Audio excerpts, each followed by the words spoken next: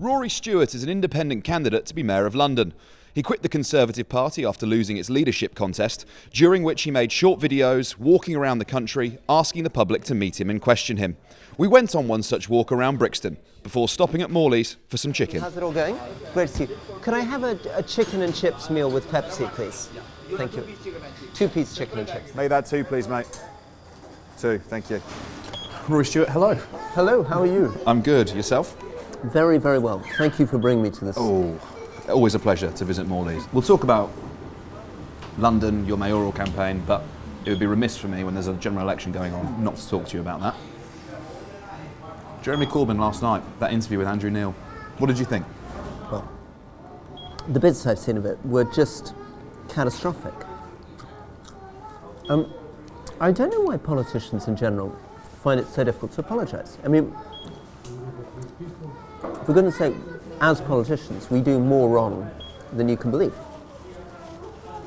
And the least you can do is to say sorry as quickly as you possibly can for the things you screw up on. And, you know, I'm perfectly prepared to accept that Jeremy Corbyn, Boris Johnson say things they don't mean to say, have things happen in their parties that they don't approve of, get things wrong, but you've got to apologise. It's just normal. It's just human. The thing about Corbyn that I found so surprising in relation to that was that he's actually apologised around anti-Semitism before, several times in fact. But then, when 3 million people are watching, he wouldn't say it on camera. It's a big problem in public life. I found it when I was a constituency MP, dealing with problems with constituents who'd had difficult experiences in hospital. Often all they wanted was a quick apology. Just wanted the hospital to say, I'm sorry, we screwed up. And often advised by lawyers, these public bodies, politicians, hospitals, just refuse to apologise. And it just makes people so angry. Yeah. I've had 2 or 3 constituents who said, I'm suing the hospital now. I would never have sued them if they just said, we were wrong, we apologise. Wow. People make mistakes. I wonder what, regardless of what was said, I wonder how impactful televised political interviews, set pieces like that actually are. I wonder how much of an impact they actually have on public consciousness and how likely someone is to vote for someone. I think in the end it does have an impact. It may not be very direct, it may be indirect, but I think that is damaging. Andrew Neil is amazing, actually. He really seems to be on the top of his game. Boy, does he do his research. Boy, does he hammer people. And the Prime Minister Boris Johnson needs to go on that show. Otherwise, that's very unfair because Andrew Neil has taken down Nicola Sturgeon, taken down Jeremy Corbyn. He needs to do the same for Boris. He needs to be given an opportunity with Boris. Have you been interviewed by Andrew Neil? What's it like? Well, I like it, but you have to be absolutely certain that you know more about the subject than he does. Yeah. Otherwise, you're in real trouble. If you do know more about something than he does, You're okay. and you can push back. You know, he works hard, but obviously what he's really done is he's spent a few hours preparing. So if he's interviewing me about prisons, and I'm in a different prison every week, and he's barely visited a prison, I ought to be able to... Yeah. Absolutely. And I think as well, there's an interesting, not similarity, but perhaps a parallel between the Tory leadership race. I remember at this moment very vividly, it's when you took off your tie, you sort of reclined. It felt weirdly symbolic, to be honest with you. And I wonder, first of all, if in your head at that moment, what were you thinking? Were you thinking, this is it? Was that kind of like a sort of admission of defeat almost? And then what it feels like to know that that's happening to you on national television with everyone else, everyone's watching? It was a very strange experience. I felt within 10 minutes of that BBC leadership debate, that I had lost. And that there was no way that I could find a way of getting back to what I wanted to talk about, really get back to serious subjects. They were so polished, and it was so much like a House of Commons debate with people sort of punching in all the time. And as it went on, I thought all the things I want to do, listen to people, engage with an audience, talk in detail about complicated subjects are impossible. The real revelation was when they said, what taxes would you reduce? And I said, I don't think this is the right moment to reduce taxes, right? I think we should be spending more, not cutting taxes. And immediately you can see the other four candidates turn around, because they sensed that for their very narrow conservative voter base, all they wanted to hear was tax cuts. Yeah. And so, yes, I mean, I was obviously at the time very upsetting, because I desperately wanted to believe that we could have a different kind of politics, that we could move the Conservative Party to the centre. And I think I realised in that moment that Boris had won. But it's also been good for me to have something quite so dramatic and strange. And to have to get up the next morning. I mean, in a way, the real challenge was getting out there again the next morning, out into the cameras, making the arguments again. Tell me about those changes to politics then that you were just talking about, those changes you want to see, because I think there's, particularly in somewhere like London or a devolved assembly, particularly when it comes to digital, I think there are changes that could be made, improvements that could be made. I wonder what your opinion is. Absolutely. Look, the great thing about local politics, the privilege of running for London Mayor, is you can help people in a very, very direct way. It's immediate, it has real impact, it's quite an intimate relationship with the voter. So if I'm walking outside on the street here, the kind of things that people are talking to me about are things that the mayor can help with. Right, so I remember having a conversation a few weeks ago with a guy who's got a shop just 2 doors down. He's deeply worried about his 17-year-old son and what happened when his 17-year-old son went to that local police station. If I was a member of Parliament, I could do nothing about that. As the mayor, I'd be in charge of the Metropolitan Police. And there's a bigger thing, which is that the public can get involved through digital media in a completely different way. So I, yesterday, put up a little message about an outdoor gym I'd seen on the embankment. And immediately I get, I think, nearly 700 different people coming in talking about their own outdoor gym, about what they like about them, what they don't like about them. Some quite personal, I lost 3 stone. Some quite academic. Here is a study on these gyms around the world. This is what it means for gender. This is how they work in Milan. Or this is how they use the morning and the evening. Or this is what we could do for wildlife around the gym area. If you got people really feeling that they would listen to and that would actually make a difference, then you can imagine someone walking out of their front door, taking a photograph and saying, why is this happening? This tree needs to be replaced. The bin needs to be filled. Why is there no bench? Putting it up and someone responding. And we can in the modern world. We really can. We're now in a world in which a well-run city can respond much, much more quickly. Your entire work plan can be organised around this. I think it would also combat voter apathy and people feeling disenfranchised. Because if you can take a picture of something, submit it, whatever that, send it off, and it's remedied, you feel you're partaking in the political process, aren't you? Well, let's take a very simple example. People make jokes about potholes, but they're serious, right? They wreck your car, they're dangerous if you're disabled. If you can put a photograph of a pothole up, and I can guarantee that within 24 hours somebody's going to turn up and fill in that pothole, suddenly it feels a bit different. Yeah. Oh, maybe this government does work for me. But to do that, we need to change the way we think about politics. We need to think about it in terms of 1,000 small local changes that make your life better. So, from a big surface issue, the man that we were just talking to on the corner there, you could say that his fundamental issues, you could find one word for it, which could be poverty. But actually, the more you talk to him, the more you realize that the way to help him is by doing a dozen different things. It's finding a gym near here where he can go and get a bit of support. He's on a kidney dialysis machine. He's got mobility problems, to get him moving again. It's about the relationships that he could build up through that gym. Mm-hmm. It's about the fact that he was robbed and he wants a bit of security on his door. It's about the things that Lambeth are already doing well. They did fix his door. but also questions about why it took so long. It seems to have taken a couple of years before they got around to doing it. It's about services that have been cut. It's about the fact that he loves the NHS, but he's also really cross that he has to wait 3 weeks for a GP spot. And in a way, the way that you help him is not by just saying there's one big thing, poverty, resources, spending, but in fact there are, a thoughtful government is going to be doing a dozen things for him, all of which will make his life immeasurably better. If you got those 12 things right, suddenly he's living a much more fulfilled, active life. He's happier.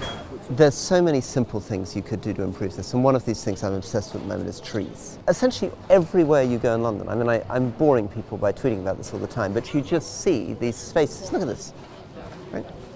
Huge potential.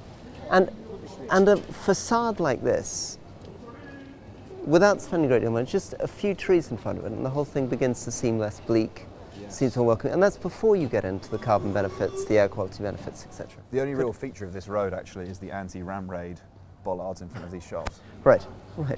And of course trees can be pretty good anti-ram raid bollards. You don't have to put out metal things. They look much nicer as well. well. Yeah, exactly. Yeah. But look at this. Very, very healthy. Nice medium-sized tree, doing well. This is an exotic. Yeah. And if you imagine, as it begins to grow up, what can feel quite bleak suddenly comes to life. But the real point is, if you could get... So Sadiq promised to put 2 million trees in the ground. I think he's delivered 450,000. So far behind. So you need to produce decent space. You could produce nearly twice as much space here. This has clearly been vandalized. This route should have been taken out because the diseased route there is almost certainly infecting the new route. If there was Paris, you'd have more space around the edge of it. Yeah. This is a good instant thing for watering. You don't need to water too much in London generally because the rainfall's pretty good. Is the tree okay? Looks okay. It looks You can see that it's budding it's up at the top. It's budding up at the top. Yeah, so that's not too bad. We're talking about changes there, but I'd actually like for a moment to talk about commonalities, and I wonder what it is that you think you have in common with Sadiq Khan. Well,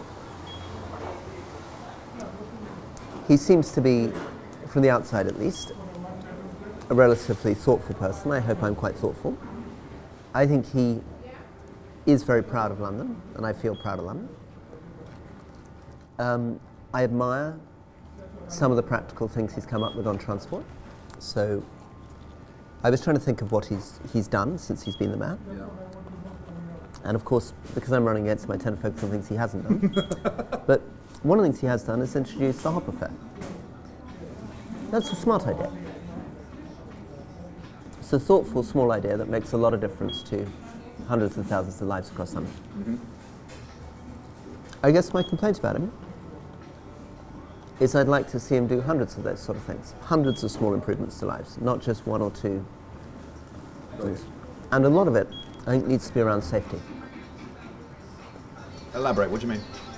The city isn't safe enough.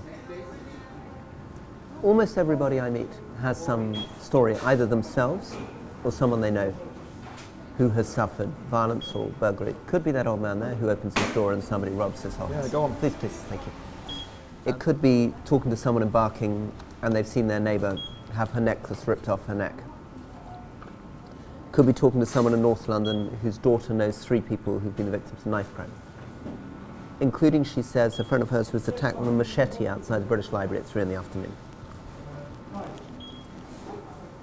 A great city needs to be safe, can be made safe, and can be made safe realistically in realistic timeframes. You should, in a year or two, be able to show real improvements. These are not 20-year projects. We know that from other parts of the world. We need to have that confidence in London. Okay, so how are you going to do it? How would you achieve it? You start with neighbourhood policing, and that is not just about the number of officers. That's about what those officers are doing. So making sure that if you're told that you've got 2 ward officers, you do have 2 ward officers, not 1.2 ward officers, and you know who they are, and they're out and about, and that they're actively using the opportunity of walking the streets. You need to make sure that they're not just spending a year in your ward, but 5 years in your ward. You need to make sure that they're rewarded and promoted within the police system for doing that, so they don't feel that the only way of getting promoted is to go off to CID or become a firearms officer. They need to feel that there is a career there. These are, they are the real heroes. Those are the people that are out there all the time. And if they do their job well, they prevent crime before it ever happens. You have to stop the consultants who say, but if you compare the number of crimes to the number of officers, it's not efficient, right? You've got to think about the fact they're preventing crime. They're developing the neighborhood relationships that allows you to engage. Then you've got to get the youth work right. Now, of course, that's partly about funding, partly about youth clubs.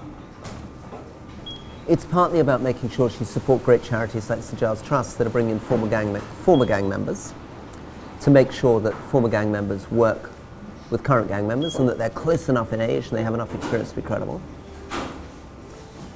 But it's also just about operational grip. I mean, as I go on, this begins to sound a bit boring, but the story is the same story that I experienced as Prisons Minister, which is that if you sweat the small details, if you get the basics right, it's amazing how quickly you can improve things. We're in a world where we're always looking for one big silver bullet costing, hundreds of millions of pounds.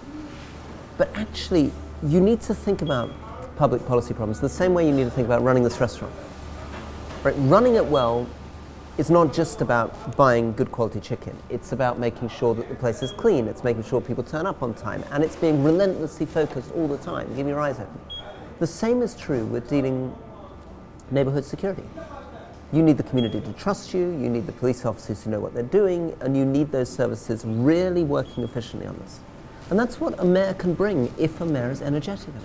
Tell me what you think about stop and search. We're talking about serious youth violence. Stop and search has been shown to disproportionately affect black people. The Royal College of Policing in Hendon has done a 10-year study and found no correlation between its use and correlation between the number of violent crimes, murders. Actually, in New York, when they stopped using their equivalent, they saw a decrease. What's your position on stop and search? I think there's a place for searching people, but only if it's in the context of good neighborhood policing. So if you have what some police forces in Britain have, other police forces do it, somebody who spent 5 or even ideally 10 years on a neighborhood really knows the mistake, and there are significant problems, knife crime, and they know on the basis of, you might call it intelligence, a fancy word, but basically they know who's likely to be carrying a knife. Yes, of course, those people need to feel before they walk out with a knife that there is a risk they might be caught and they might be prosecuted, they might be sent to prison. This is one of the things. There are bigger things. They don't want to die, right? They don't want to end up with a colostomy bag. They don't want to be injured. But one of the things is they don't want to go to prison. So you don't want people with impunity feeling that they can walk around with knives and nobody else ever going to search them. But equally, you don't want all your resources dragged back to the centre, your neighbourhood police removed, and people coming crashing out from the centre in a van, tooled up like Robocop, alienating everybody in the community, searching people who don't have any knives on them and never carried a knife in their life, and leaving it. And that feels racist, it feels appalling. It actually just causes even more problems of exclusion, and as you say, is likely to lead more knife crime in the future. So good neighbourhood policing was the key in Glasgow, good neighbourhood policing is the key in Durham, good neighbourhood policing should be the key in London. Lessons to be learned there probably from Derry as well, what's happened with the police and the community there. London, I think, is out of step with the rest of the country when it comes to Brexit, which is essentially the defining issue of our national politics. Do you think it's time for more power to be devolved to London, London to move away from the rest of the country, when the rest of England is so hostile towards the EU? I think there are two different questions here. I think there's the question of Europe and then there's the question of London. London's a very special city.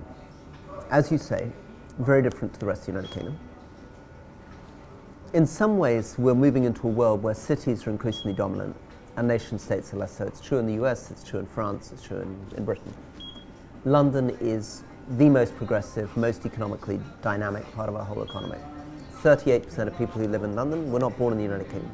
It's an amazing statistic. But London is also the capital city. It's not New York. This is the place where the government is seated. This is the National Gallery, the National Theatre, the English National Opera, all sit in London, and they're called national. So we can't put a fence around London, turn it into an island, behave as though the rest of the country doesn't matter. Because that's actually one of the things that drove some of the resentment of Brexit, is the perception that London was out of touch. London needs to show its dynamism, its prosperity and its confidence by being prepared to open up and share. I would champion, if I was mayor, the National Theatre, the British Museum, taking their shows and exhibitions around the United Kingdom, sharing a lot of the cultural assets that we have in London with the rest of the country. It needn't always be that we're bussing people in from Carlisle to come and see these things here, right? We could take things out to Carlisle. On the subject of Brexit, the Mayor of London is in charge of preparing the city for everything. For a no-deal Brexit, for a second referendum if that happened, for a soft Brexit. It isn't sensible to use the job of Mayor of London to pretend to be Prime Minister. This is what I think should happen in North Korea. This is what I think about Donald Trump. This is what I think about this. Our job is to protect London, make it work. The lavatory's working. The pavement's safe. Right? Is your tube working? Do you feel safe? And with Brexit, what do we do in London to make sure that we have the workers that we need for healthcare? We have the workers that we need to keep City of London going. What kind of trade deals do we need to keep financial services flourishing? These are the things that matter. Not these big ideological Brexit, anti-Brexit, but how do we make it work for London? First time you and I spoke, you uttered a phrase which you've since said was suggested to you by Dominic Cummings. Get Brexit done. We see it now all over Boris's campaign literature. But you said it to me that first time we spoke, and I wonder if you still think that we should get Brexit done. So when we spoke during the leadership campaign, I felt there was a real chance to take through a soft Brexit that kept us close to the European Union, economically, diplomatically, politically, while leaving the institutions, the Commission, the Parliament, etc. And in the end, I blew up my career trying to do that, trying to modify Boris Johnson's deal, stop and pushing for a no deal, voting against a programme motion to ask for more scrutiny in Parliament. But we still have a problem, and the fundamental problem is that, and it's a problem for someone like me who voted Remain, which is that I and every other member of Parliament promised to respect the result of that referendum. And I think it's very dangerous when you set the rules of something, you say that you're going to respect the result, then not to do so, whatever the result is. If you feel that one result is so terrible, or referendums are so terrible, don't hold them in the first place. But once you've held them, I'm afraid you have to take them through. But what's making me so sad is that I think we had an opportunity to take this through sensibly, thoughtfully, moderately, pragmatically, and in a way, of course that didn't happen because the hard Brexiteers wouldn't work with me, but it also didn't happen because Remainers didn't want to work with me on this. That in the end I was stuck in the centre ground, as I often am, failing to get people to compromise and come together. It's a quirk that I think you just touched on about the hardline Brexiteers. It's a quirk of this that you've actually voted for a Brexit deal more times than Mark Francois has. Yes, although of course he would say that the kind of soft Brexit I was going for, he doesn't recognise as Brexit. He doesn't seem to want a relationship with Europe. I feel we're very much part of Europe. We may be voting to leave the European Union, but 50% of our trade is with Europe. The city is full of European citizens. This is the capital of Europe. London is the capital of Europe, and we should behave like that. I have a hypothetical for you. I think it's one that you'll like, though. Presuppose that you win the mayoral election. Which party would you like to be in government as mayor? Who would you most like to be dealing with in your business for the City of London? So one of the things that makes me very, very sad is that none of these parties is talking about London. Read their manifestos, there's so little about London. Where is the talk about Crossrail 2? Where is the real talk and investment in the city? Instead of which they are increasingly focused on stirring up resentment against London. And London has a lot of poverty, London has a lot of needs, London has huge transport needs. It's irresponsible to try to pitch the North against London or Scotland against London. It's a place that's about to have nearly 9 million people in it. It's a lot of the United Kingdom. It's the economic engine of the United Kingdom. And we need to keep this city going. If we don't, the rest of the country will suffer. So what I want is a central government that cares about London, a central government that I can go to and say, okay, you've got a problem with vocational training. I'll take it. We'll work on that. You've got an issue around housing. Okay, we'll work on that. Right? You've got a problem around transport, we can accommodate that. I mean, London is the solution to many of the biggest problems for the national government, but those national governments need to see that. You talk a lot about the divides in our politics and wanting to unite people. I'm conscious that when I've just asked you that, who you'd like to work with, you said no one. Well, I will work literally with anyone. I mean, the great advantage of being an independent is all I care about is getting it right for London. I don't care who the Prime Minister is. I will be super polite to them. Right? I'm not in the business of trying to use the London mayoral podium as an opportunity to insult people. Right? I want to get resources for London. So I'm going to go and say, you want to pilot something?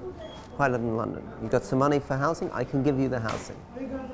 Because I want whoever's in government, Jeremy Corbyn, Boris Johnson, Joe Swinson, whoever it happens to be. There's a smile on your face as you say To feel that London is the solution. Yeah, to feel that we can do things quickly, efficiently, and effectively. But that's really important. We need to have that reputation for action and efficiency. So if somebody thinks in the Treasury, okay, we've got a pot of money here for something, who could spend it? Who could spend it well, quickly, and efficiently and responsibly? London. Just finally, Rory, will you ever see yourself, can you ever see yourself going back to the Conservative Party? No. Full stop? No, I'm not going back. I'm an independent. I love being an independent. I've had enough of party politics. I don't want to be dragging this huge manifesto behind me. I don't want to be apologising. You know, I don't want to be a Labour candidate apologising for Jeremy Corbyn, a Conservative candidate apologising for Boris Johnson, endlessly explaining why their spending plans are not my spending plans. I want to represent London. And I want this place to be the place where we show for the rest of the United Kingdom that we can have less politics and more action. Rory Stewart, thank you. Thank you very much. Lovely to see you. Thank you.